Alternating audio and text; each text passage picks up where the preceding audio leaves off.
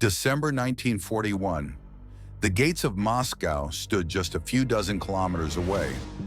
After months of relentless advance, Hitler's mighty army, more than 3 million Wehrmacht soldiers and thousands of panzer tanks, had marched across the Soviet Union. Blitzkrieg, the lightning war, had crushed Poland, France, the Low Countries, and most of Europe. Hitler was convinced that the Soviet Union would collapse in a matter of weeks. German generals were confident. One last decisive blow, and Moscow will fall. But just as the Wehrmacht prepared for the final strike, an unexpected and merciless enemy arrived: the Russian winter. Temperatures plummeted to 30, then 40 Celsius. German troops dressed in thin autumn uniforms now faced blizzards that cut like knives. Rifles froze, lubricating oil turned to sludge, and panzer engines refused to start, locked in ice. Soldiers who had marched thousands of kilometers stood shivering, exhausted shadows against the endless white landscape. More than 100,000 German soldiers fell, not from Soviet bullets, but from frostbite, disease, and despair. The once unstoppable Wehrmacht was brought to a crawl, its men demoralized and its war machines silenced by the cold. Meanwhile, the Soviets endured. They wore heavy padded coats, fur-lined boots, and moved on skis and sledges. They had faced winters like this for generations. To them, the cold was not an enemy, but an ally. From the forests and frozen fields, the Red Army watched, waiting for the moment to strike. It was not a tank or a rifle, but the brutal Russian winter itself that halted Blitzkrieg at the very gates of Moscow. The Russian winter was not just a season. In World War II, it became an invisible weapon, merciless, silent, yet more destructive than any gun or tank. At 30 to 40 degrees Celsius, the unprotected human body begins to shut down within minutes. Breath crystallizes into frost. Fingers and toes blacken with frostbite, and exhaustion turns fatal. For Wehrmacht soldiers clothed in thin wool coats and leather boots, the cold was not a challenge. It was a death sentence.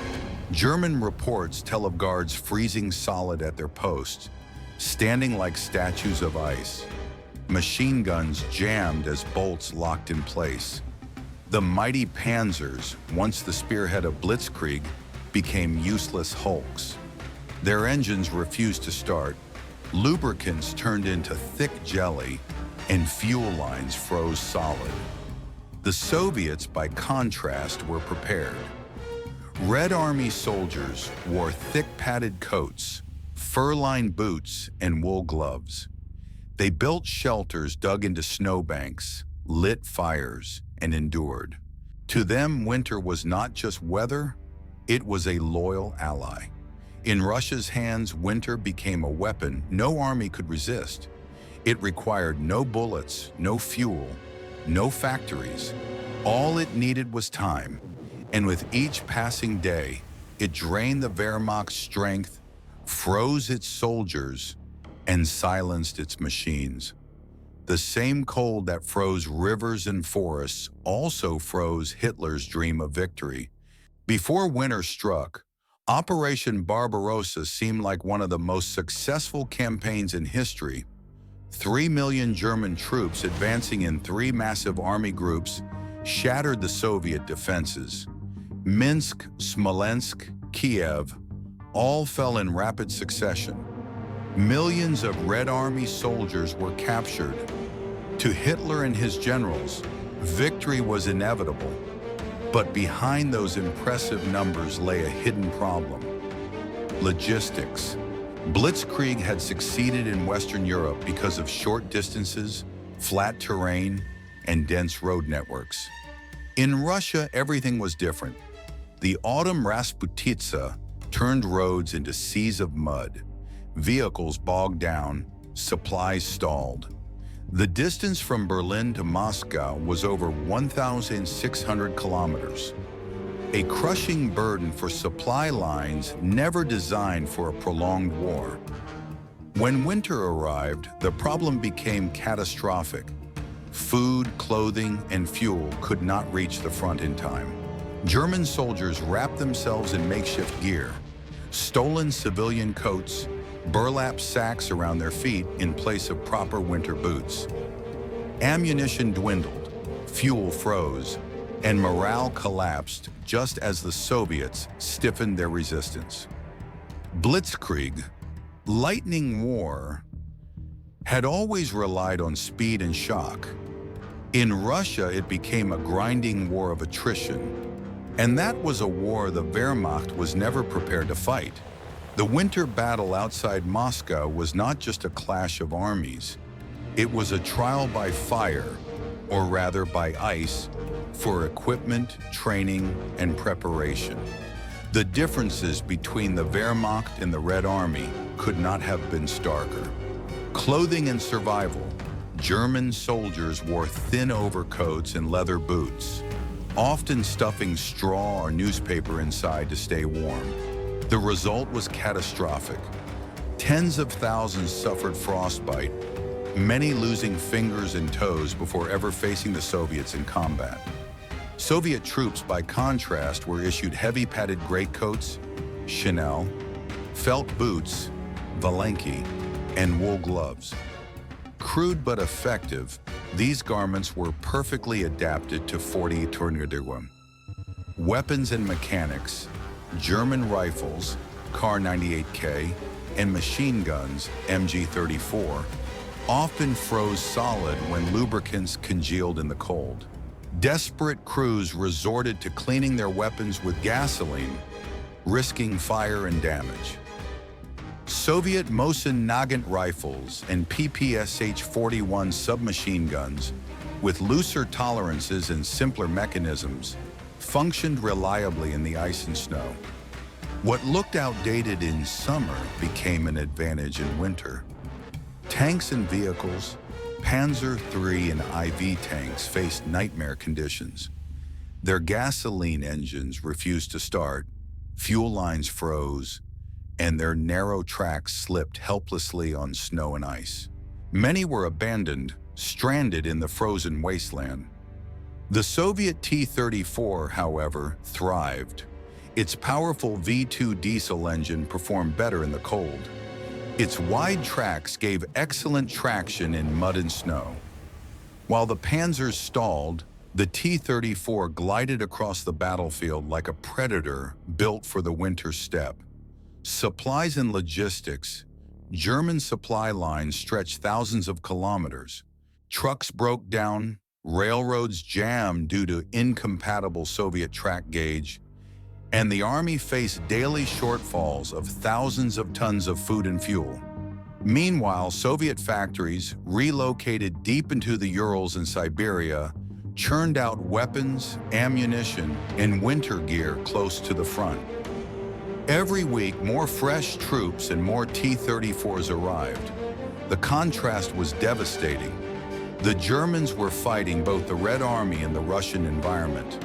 The Soviets, on the other hand, fought in their own element, with equipment and clothing designed for survival. It wasn't just courage that determined survival. It was preparation, a felt boot, a simple rifle, a diesel engine that turned the tide at Moscow. On December 5th, 1941, as temperatures outside Moscow plunged to 30 to 42 degrees, the Red Army launched its counteroffensive. But before Soviet bayonets struck, nature itself had already bled the Wehrmacht dry. A diary entry from a German soldier of Army Group Center reads, "We slept in the snow, waking with boots frozen stiff as stone. Some comrades never woke again. No ammunition, no winter coats. We fought the cold more than we fought the Russians." Panzer tanks lay abandoned along icy roads. Crews spent hours trying to light fires under the engines to thaw them, only to watch the steel beasts remain lifeless. Machines that had crushed Europe now stood frozen, useless, monuments to Germany's overreach. Meanwhile, Soviet troops used the environment to their advantage. Dressed in white padded coats, they blended with the snowstorms, emerging suddenly from the forest to strike. One German officer recorded, "They came like ghosts. We saw only flashes from their rifles or submachine guns. And then our men were falling." One of the most striking battles unfolded near the village of Klin, northwest of Moscow. Exhausted German units, down to half strength, faced Soviet counterattacks. Cavalry brigades charged across white fields, followed by snow-dusted T-34s bursting from the tree lines, while Soviet artillery thundered in support. The scene was described by survivors as a nightmare in snow. Entire companies were wiped out in hours. Tens of thousands of Germans were killed or captured. Many survivors were frostbitten so severely that amputation was their only chance of survival. The terror came not just from Soviet shells, but from the Russian winter itself. An invisible, merciless enemy that never relented. The Battle of Moscow was not just another military setback. It was the first great strategic shock that shattered the aura of Wehrmacht invincibility. By December 1941, German armies had advanced nearly 1,000 kilometers into Soviet territory. The High Command believed Operation Barbarossa would end in months, just like Poland and France. Hitler even declared, "Kick in the door, and the whole rotten structure will collapse." But outside Moscow, the door did not collapse. It froze shut. Immediate significance. For the first time, the Wehrmacht was stopped cold. Blitzkrieg, the psychological weapon that had terrified Europe, had failed. Not only were the Germans halted, they were driven back 150 to 200 kilometers during the Soviet winter counteroffensive. Images of German soldiers retreating in snow, abandoning frozen panzers, shattered the myth of Hitler's unstoppable war machine. Long-term consequences. The Battle of Moscow proved that lightning war could not destroy a vast nation with industrial depth and unbreakable will. The Soviet Union had already lost millions of soldiers, but it still stood and now had the strength to counterattack. Hitler's dream of a short, decisive campaign was dead. Instead, Germany was dragged into a war of attrition, something it was never prepared to fight. Global impact. While the Wehrmacht reeled at Moscow, Japan struck Pearl Harbor on December 7, 1941, bringing the United States into the war.